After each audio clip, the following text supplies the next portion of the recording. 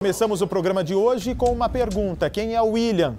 O homem que hoje parou o Brasil ao sequestrar um ônibus e foi morto por 6 tiros no Rio de Janeiro. Veja a reportagem que acaba de ficar pronta. Um tiro decisivo. O fim de um sequestro comemorado por quem assistiu de perto toda a situação. Depois de 3 horas e meia de pânico, enfim, o alívio. Passageiros liberados sem ferimentos. 5h30 da manhã, o ônibus que seguia do Jardim Alcântara para o Estácio para na ponte Rio-Niterói.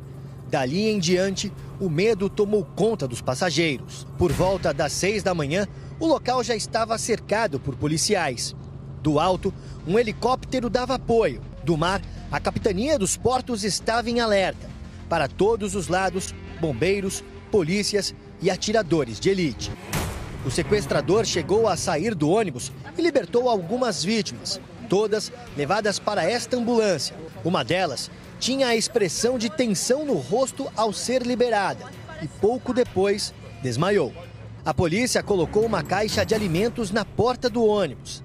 Tensão. Pouco depois, um dos reféns desce, pega a caixa e coloca na escada. A porta se fecha e o refém sai. Nesse momento, a cidade já estava parada.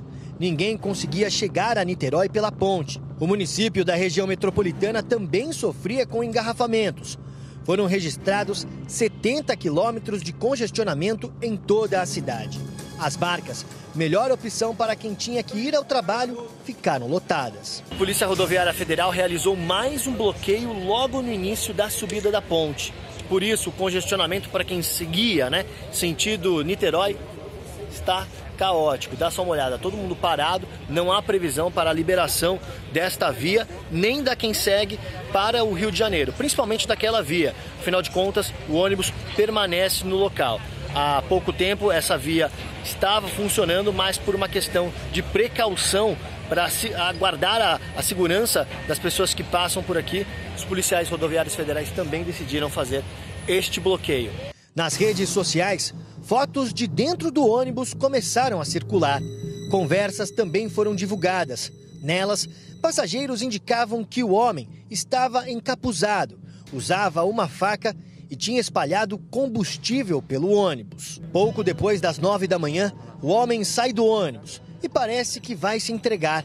Ele joga o casaco e logo depois é baleado. Segundo a polícia, o suspeito foi atingido com 5 tiros e morreu no local. Ele foi identificado como William Augusto da Silva, de 20 anos, e não possuía ficha criminal.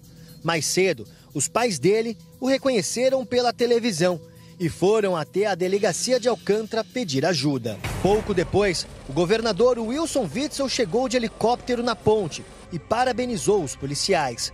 A perícia chegou e iniciou os trabalhos. Há exatos 19 anos, o sequestro do ônibus 174 também mobilizou o Brasil diante da TV. Em 12 de junho daquele ano, Sandro Barbosa Nascimento manteve reféns passageiros no Jardim Botânico. A ação durou mais de 4 horas e terminou com a morte de uma passageira e do sequestrador. Muito bem, daqui a pouco a gente fala mais sobre esse sequestro hoje lá no Rio de Janeiro, não é? Que provocou a morte desse sequestrador que procurou, né? Quem estava dentro do ônibus não procurou confusão.